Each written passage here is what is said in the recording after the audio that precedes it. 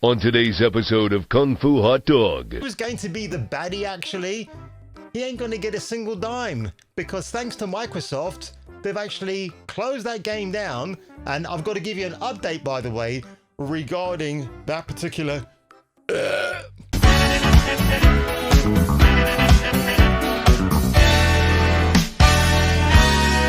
Here we are again, ladies and gentlemen, with another story that might not be so shocking and revelatory, but I had to cover it because it's one of my favorite voice actors in video games ever. Nolan North? Nope.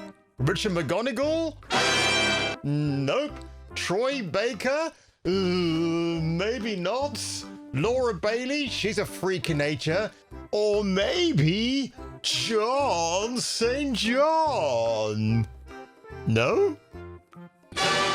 Relive the 80s and 90s with Kung Fu Hot Dog. No, Tufexis. Elias Tufexis. This man is absolutely one of the GOAT voice actors of all time. You know him best as not Jensen Ackles, but Adam Jensen in the Deus Ex series.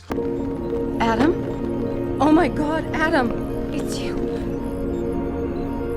You're hurt. What happened? What happened to you? I risked my life for you, Megan. Well, a few days ago, I told you about the whole Xbox debacle at the moment, where they've closed down studios left, right, and center, and there's more to come, I reckon. Only the days ahead will tell you that, won't they? And of course, this week, ladies and gentlemen, you know that Quadruple Game Developers, the initiative, closed down.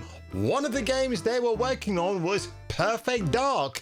Who was working on that game for quite a few hours, quite a few weeks? Elias Tufexis. I suspect he was playing the baddie of the game, obviously an unspecified role, and guess what? The dude is not going to receive a single penny for his efforts. Now, what's very interesting that Elias has a very good relationship with Ubisoft. He's worked on many of their games, including Phoenix Rising, and he was talking about on a podcast I saw him on how when it was locked down, how Ubisoft sent him a TLM 103 mic for his troubles, even paying him in advance. I get the implication that it was. So it's bemusing to me, and I get it, because he was working on a game that hadn't been released yet and people were still working on it. How could he get paid? So it kind of opens up a new can of worms, if you like, regarding the situation that a voice actor or actress goes into a sound booth, either at home or in the actual studio of the developers, to record your lines, and then the game gets cancelled and it's like, sorry bro, we can't pay you. What the hell gives? The name's Nukem. Duke Nukem. No, I'm not here to kick ass or chew bubblegum. I'm not here to get even with those alien bastards for shooting up my ride either. I'm here to tell you to watch Jason King on Kung Fu Hot Dog. So watch out for him and his babes of the 1980s. And one more thing. Hail to the king, baby. Help me! On social media, Elias Tufexis revealed that he'd put a good amount of days acting into Perfect Dark, and now is thousands of dollars out of pocket because of the game's cancellation. Now, call me naive, ladies and gentlemen, but I always thought voice actors of a certain caliber, like Nolan North and obviously Mr. Elias Tufexis, were paid up front. I guess that is not the case. So it's a question of they read their lines, the game gets made, the game gets released, and then they start earning their royalties from said game. But it seems that's not quite the same. Now, a quick look up online to see what actors make per year or even per month is not very, very good. So courtesy of Backstage.com, which is kind of like one of the funniest names I've ever seen for a website, because I thought it might have had triple X after it, but quite clearly it's above ground and above board. Now, somebody like Nolan North can probably rake home about $8,000 to $10,000 a month from voice work, assuming of course they've got a regular voice work assignment to go to. Otherwise, if they don't, they're going to be living on last month's wages to keep them and their families going. And Jason, let me tell you something, my man. You're going to want to ask for the right gifts on your birthday, right? Now, some people like to give clothing, right? Maybe, I don't know, balloons. What you want is a watch. This watch in particular was given to me by my father, which was given to him by his father as well.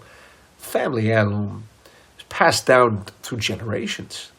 And basically, it was in his ass.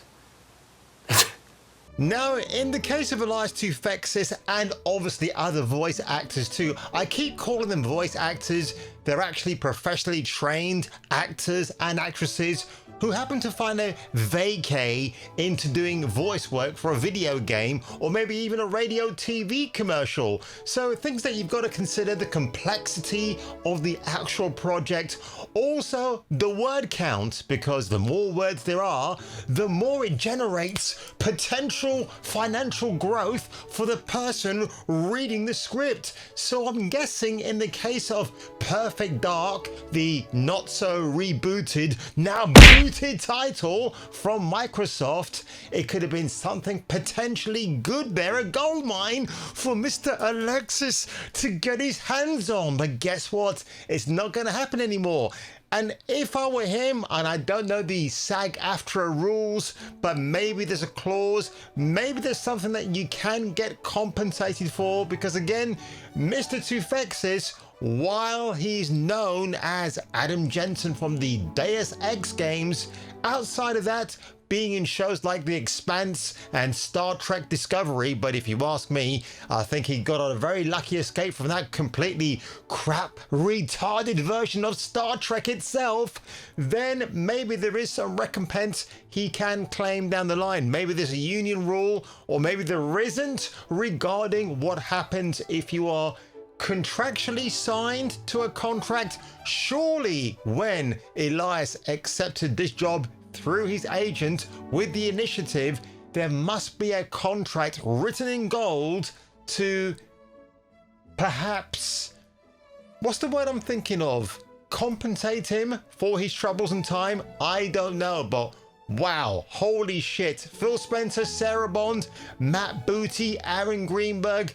Yeah, they don't mention that fat lump of lard, do they? But put him in the mix. He's just as responsible, just as culpable for what's happening to the Western games industry at the moment.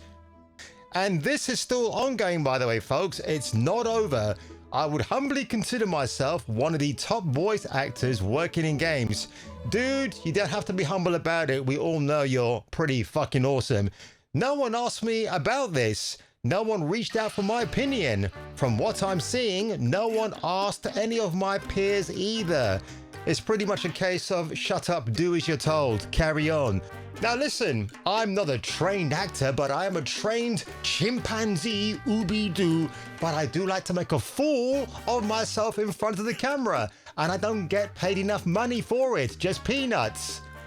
But anyway, back to what I was saying here. So Mr. Toufexis is definitely entitled to his opinion there, and I don't disagree with him.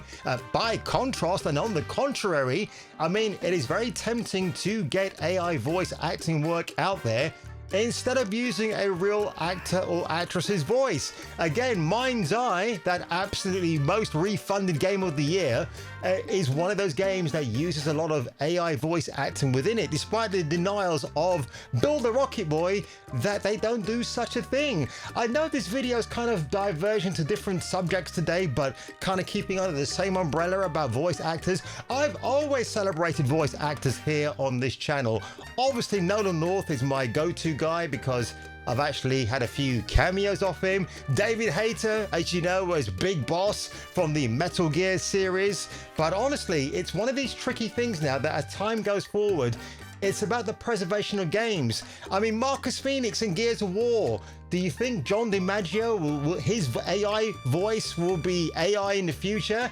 If you know what I mean. I'm bumbling and stumbling that phrase, but what I'm saying is, when Mr. DiMaggio passes on to another world and terrifies heaven as Marcus Phoenix forever, will he agree, like James Earl Jones, to have his voice live on in future entertainment? I think that could be possible, and I think he would strongly consider that, just like the other people like Fred Tatasciore he works with on, obviously, the Gears of War series, along with Carlos Fierro and Lester Spade, who plays the Soul Train, baby, or even the Coal Train with a Soul Train. But on that one, ladies and gentlemen, what are your thoughts? What are your feelings regarding this misstep from Microsoft? I think they should compensate to Fexus themselves, because that would be the smart move, right? So his labors aren't actually seen as a wasted time in the studio, setting up the mic, getting everything right, and being Leo Laporte for the whole day, because that's what I want to be. And on that one, ladies and gents, if you enjoyed this video today, make sure you give it a like, smash that subscribe button into a million pieces, and I'll catch you catching me, Iron Eagles, for the return of the next video. Maybe tomorrow I'll find what I call home. Until tomorrow, you know I'm free to roam.